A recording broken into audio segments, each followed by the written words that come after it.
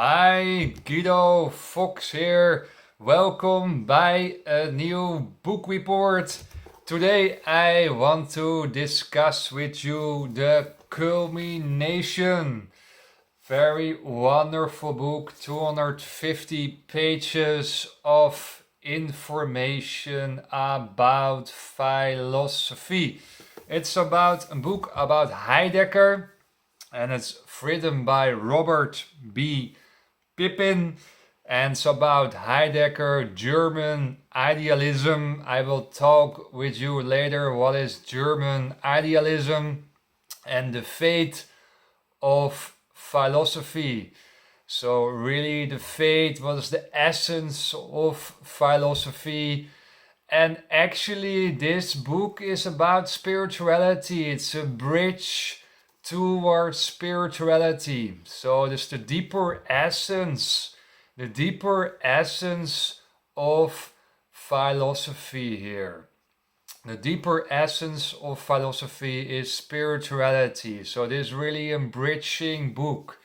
Heidegger talked about spirituality in this book. Shortage, this book is a view and critic from Heidegger on the German idealism philosophy. And very short summary, the German idealism is actually written by or inspired or formed or shaped by Hegel and Kant. So first Kant, excuse me, and later Hegel. And actually they say German idealism is how you can experience and understand the world is by rationality. It's a very short summary. There are a lot of different roads here. I'm not going deeper in that, but a very short summary is that Heidegger say no Kant, no Hegel. It is not all about rationality. It's not about only thinking. It's also about feeling. So he goes deeper into the energetic system, deeper into intuition, deeper into enlightenment, deeper into awakening, to understand the world, to see what is going under the lines of under the social dynamics, under what's going on under the world, what you actually can see. And now I want to close my window here.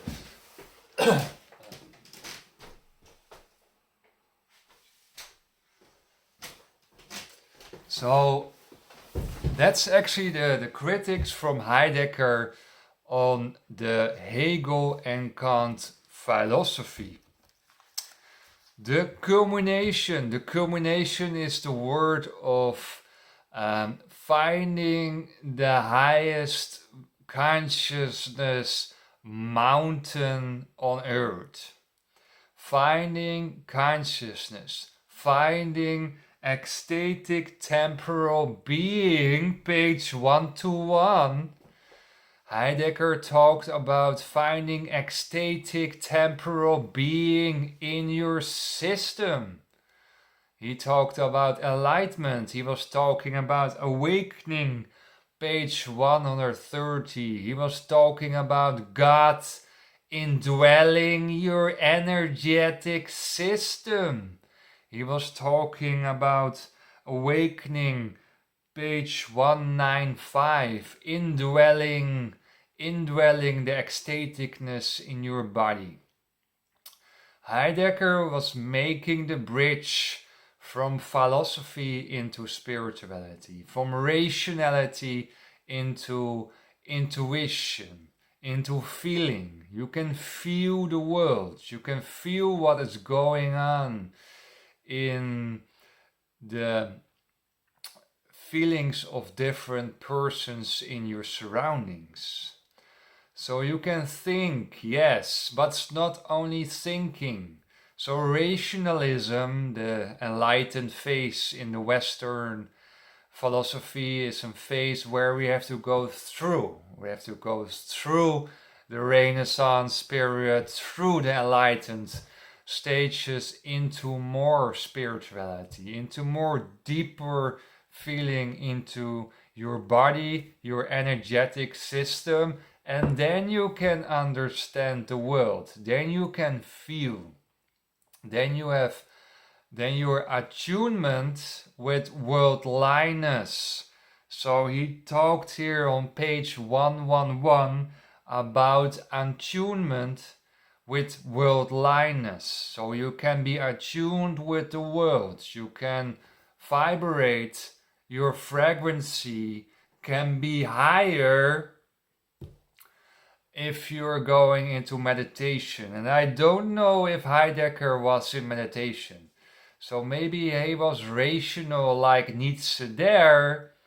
He was rational like Nietzsche there, but I'm not sure if he was awakened. I'm not sure if he was ecstatic loaded. I was not sure if he was into meditation, because only with meditation you come there. So he was still fixed in rational spirituality. He was fixed in rational spirituality, but I'm not sure in empirical spirituality. So that's what you see. That's what you see. Heidegger was confronting Hegel and Kant that pure rationality, pure thinking, only using your mind is not enough.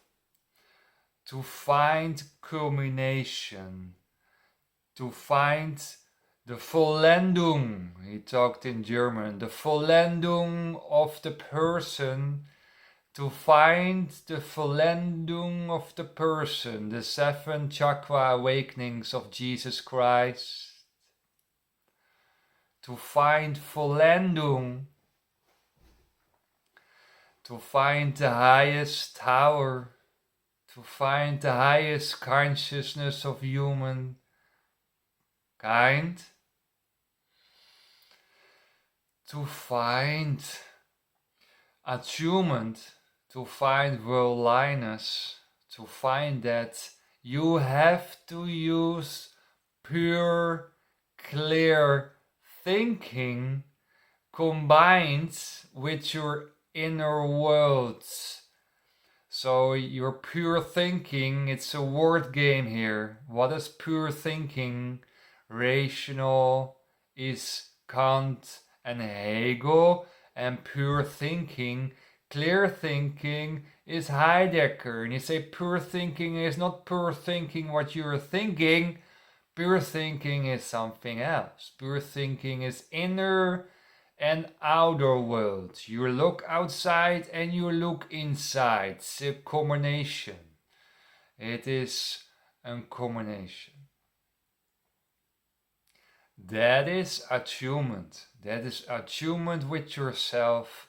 And if you are attuned with yourself, you are attuned with the outside world. So that's what Heidegger means with pure and pure thinking. The exfoliation is that your masks are going off.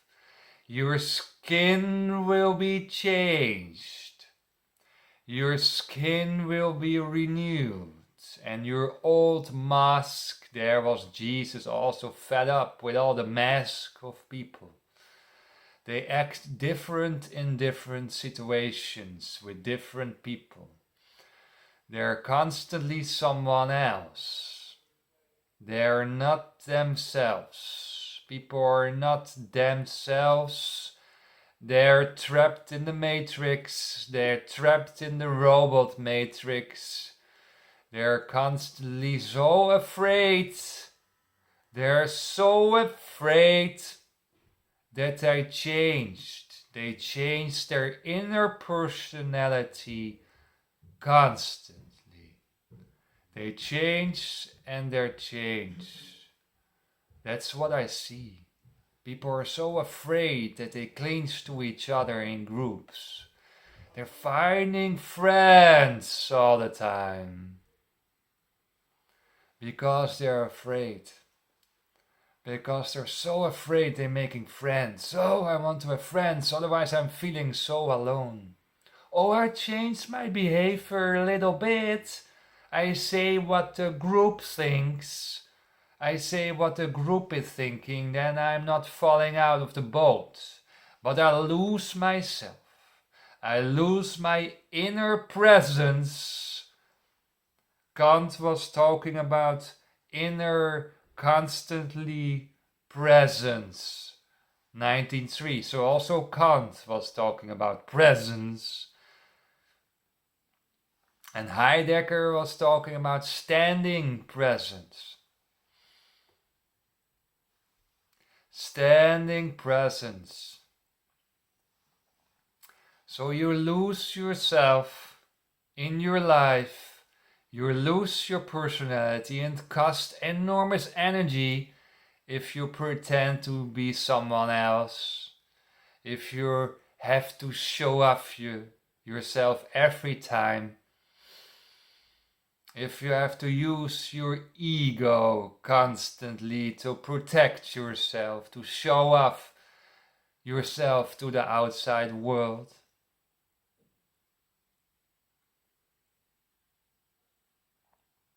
It costs enormous energy.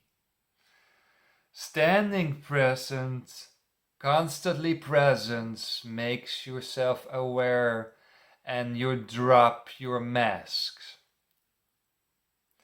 Ousia, Aristotle was talking about it. Ousia, presence. Even Aristotle was talking about presence. Dasein,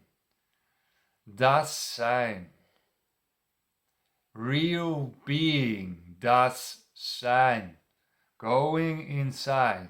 Dasein is an inner need. Kant was also talking about this. Dasein, inside. Kant was talking about inner need. It's all word game. It's all word game. Pure thinking, is that pure rational or is that pure inner chakra awakening thinking? What is pure thinking? It's all a word game. You were raised up in the fake matrix, in the fake robot matrix.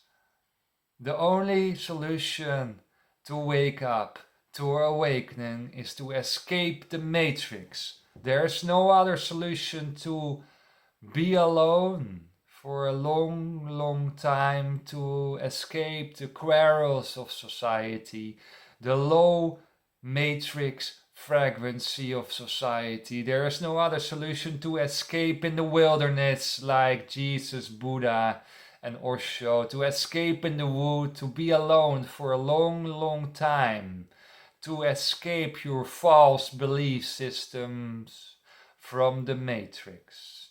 You can escape and you can become enlightened. Even Heidegger was talking about it. The dimensions out of time and being, out of your body. You're not your body anymore. You are your inner line. You are your inner ecstatic line.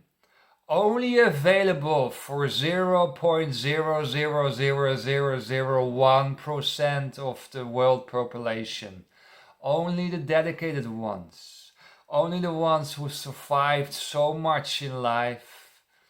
Only the ones who suffered so much in life, mentally and physical. Only the ones who lived in intimacy, abundance, who have no suppressions anymore in life. The ones who are very intelligent. EQ plus 140 at least.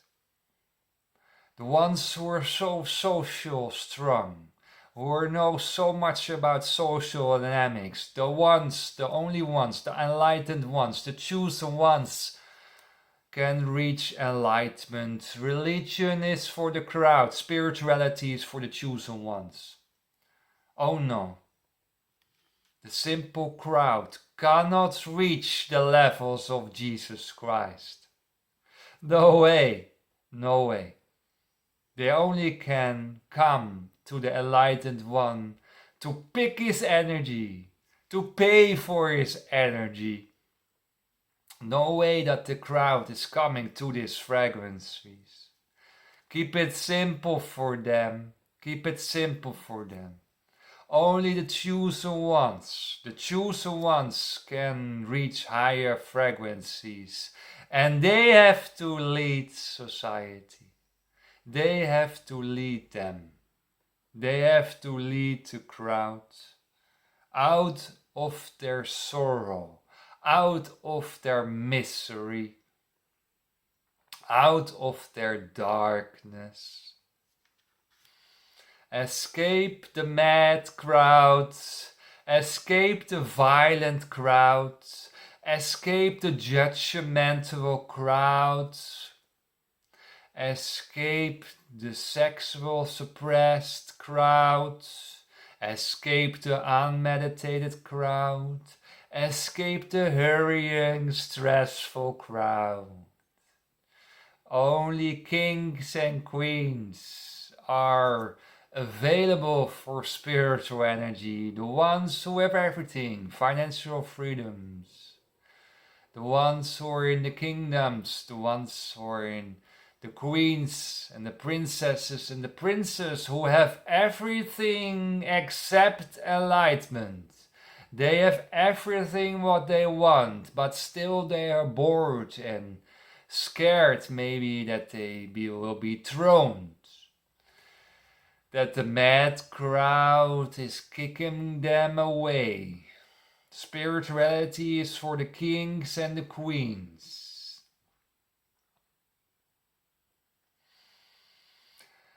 Sequence of nows. Heidegger talked on page 1.6 about the sequence of nows. So every time you're doing things, you think about the inner line.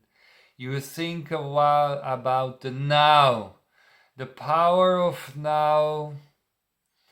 The power of now of that simple guy who wrote that book, that really simple guy. Eckhart Tolle, the most simple guy on earth. He never awaked. Like Sadhguru, also that guy who never awaked, but they talk about the power of now. What you have to understand, the powers now is a sequence of nows. Every time when I'm talking to you, I'm in the now. I'm deeply in my essence. I am deeply in my system.